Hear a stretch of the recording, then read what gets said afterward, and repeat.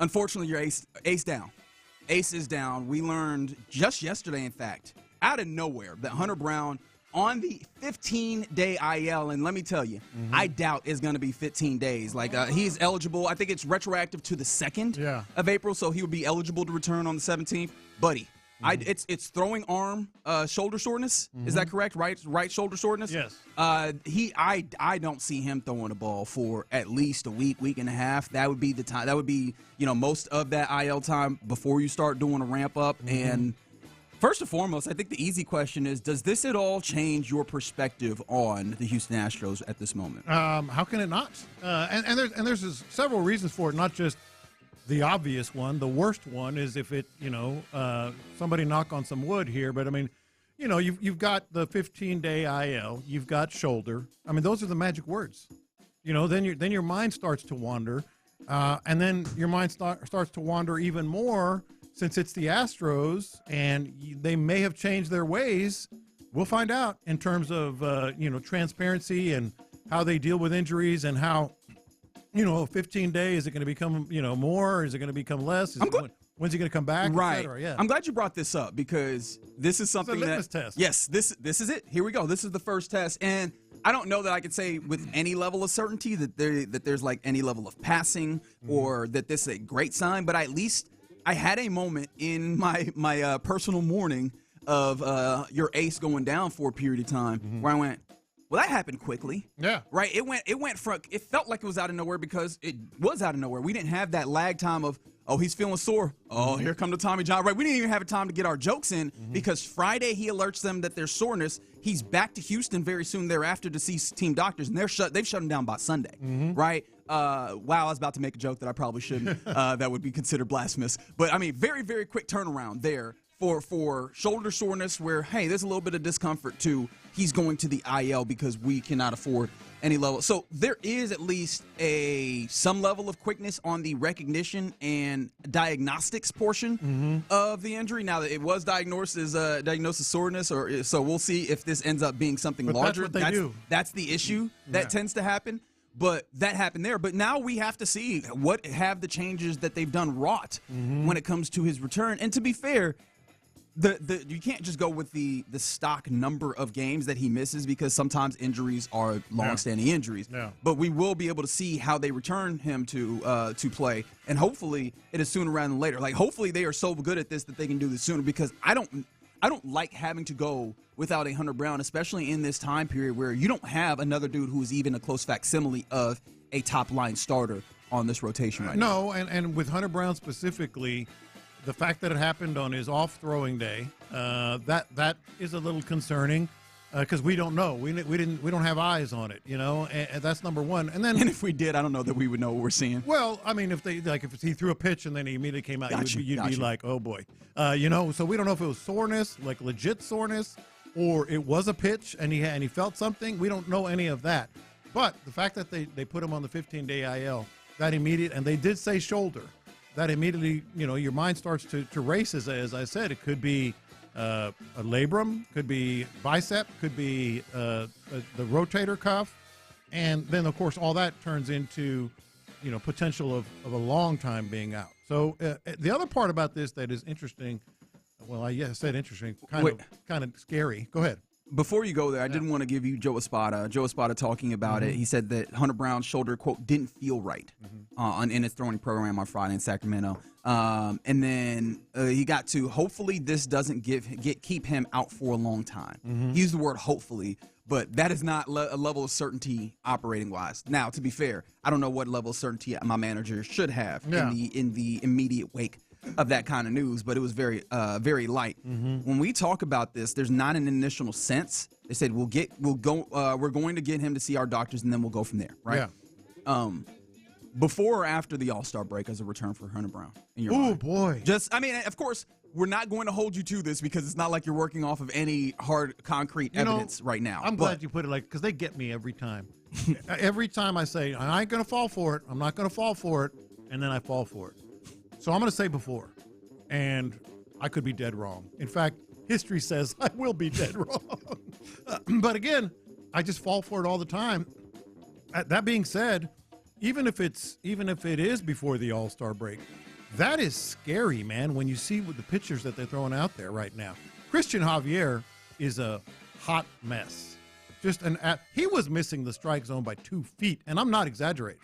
Like literal 2 feet outside the zone from where the catcher set up. I mean, he's just a hot mess right now. Lance McCullers kind of came back down to earth a little bit.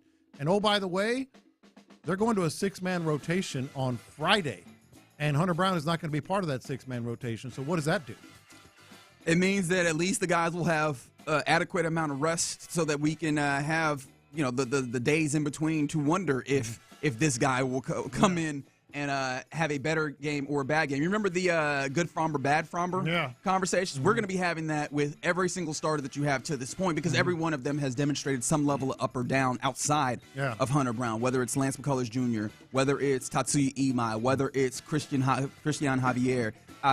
Even Mike Burrows has had a little bit of good up and down to it. Obviously, some more than others, and it does feel like at the very least, Spencer Arrighetti down at the farm, like his start at AAA has looked really good. He looks like he's ready to go, and you felt like that somewhat when you got to camp as well. Like seeing some of the things that he did in spring, you felt like, hey, when he comes up, you'll be good with that, and you'll be happy to see him factor in. That is going to be something that we have to watch because that now matters. In fact, I termed this weekend in starting pitching, I termed it the good, bad, and the ugly when it came to starting pitcher. Yeah. The good was Tatsuya Imai had a good outing. Right now, it's funny because he described it as like just not focusing as much on velocity and kind of working on stuff, and that's the second pitcher that has kind of had some level of perspective like that. And with Lance McCullers Jr., he's kind of talking about the same thing in a different kind of way. Yeah. Does that give you any encouragement when it comes to the starting pitching or like your pitching coach and the way that they're going about this? Because that's going to be important in order to span this gap, however long that Hunter Brown is missing. Not really, and we didn't even mention this. Just pitching in general right now is, I think, second worst in all of baseball. In terms of just where they are. Team ERA is 5.46. That's way down. It's like 28th or 29th in all of baseball. They've given up. Lots. Well, look at all the earned runs they've had. The only saving grace, and it wasn't a saving grace yesterday, by the way, Astros lose in extras. We'll get to that. Yeah. The only saving grace has been the offense. And can you count? Big saving grace, though. Yeah. Big saving grace. But it has been in terms of run production and staying in games, but they did lose 2 out of 3 to the A's. Correct. Which I don't. It's weird because sorry to stop you there. I apologize. Right. But I actually didn't feel that bad about losing to the A's in this series. Offense. Right. Yeah. And I think the A's are better offensively than it would appear, especially when you talk about those first couple series for them. Yeah. But it was notable. We talked about this. We're like, hey, Nick Kurtz has a sub 100 batting average right now. That doesn't feel like a thing. Langoliers, we know, has produced well and continued some of that this weekend. But yeah, I oddly don't feel as bad about it. I would love for the Astros to stop giving up the booty to the A's, though. That'd be nice. Right. But I didn't feel as bad about it as I thought I might. But that's if the we thing lost with that the series. offense, and we all know. I think you said this on Friday, maybe Thursday. I mean, they're gonna hit a lull. They just can't afford to hit a lull for the next month. By the way, you didn't answer. You expect Hunter Brown back before the All-Star break? I'm going before because All-Star break is mid-July. Yeah. So that'd be almost the entirety of April, May, June. Yeah. That's 3 months. You with us? That feels a little strong. Yeah. That's a lot. That's 3 months. It still got me worried a little bit because we're seeing the Astros bring back players a little too quickly, and then it end up turning even worse. So I am a little worried. Of course, still. And regardless. you should be. That's why I was hesitant to even say it, but I'm with you guys. Hunter Brown, also worth noting, he has not dealt with it. This is his first IL stint. This is the first. And pitching is a almost a degenerative kind of profession, right? You are constantly ramping this thing up. But how much do you? Because I know I've seen some people get to this place. How much do you factor in the fact that he threw a lot of pitches in these first few outings? Hadn't thought of that. And I didn't either. Yeah. I didn't attribute to that, but some people have gotten there, and I don't know that I would go there with this. However, I could see how the logical leap would happen from, damn, we saw him throw 102 pitches in his first outing of the season. I mean, we were talking, I was thinking that he'd go 80, 85. Right. He had gone to 82 before the final inning where he comes back out and finishes thing out, right? So yeah, no, that's worth mentioning, and I'm sure it's something that they're talking about as well. But back to my other point. Yeah, this offense has been ridiculous, and with mixed reviews because as we mentioned, they lost 2 or 3 to the A's. But you said it, I think Thursday or Friday, they're gonna hit a lull. This offense is not gonna be this, for 162 games. I mean, I wish it would, but it's not. The thing is, it can't afford to hit a lull at all, over this next month or however long he's out. I don't know if this is any level encouraging, but you start a 3-game set in Colorado versus the Rockies in Denver, and I do wonder how much the pitching, like maybe it blows up because pitching in Denver is notoriously difficult, right? Yeah. The altitude, the way that the ball carries, it might have been bad regardless. So I don't know if that. Yeah. I think I might be doing the thing where I get a little hopium or whatever, where I go, whatever bad results, I'm going to blame on Denver as opposed to the pitching. Yeah. And you have 6 of your next 10 that are going to be versus the Rockies, so maybe that helps. But ultimately, this is going to be something where I haven't gotten to a place where I'm panicking, but this has definitely changed a little bit of my near-term outlook on this team because this is a huge. I mean, that was the one dude in your rotation that you go, oh, okay. Doesn't matter where they are. I feel good about this game. You have a very high chance of winning it. Everybody else in the rotation, I'm day to day. I'm wondering what is the performance that we're going to get as of right now.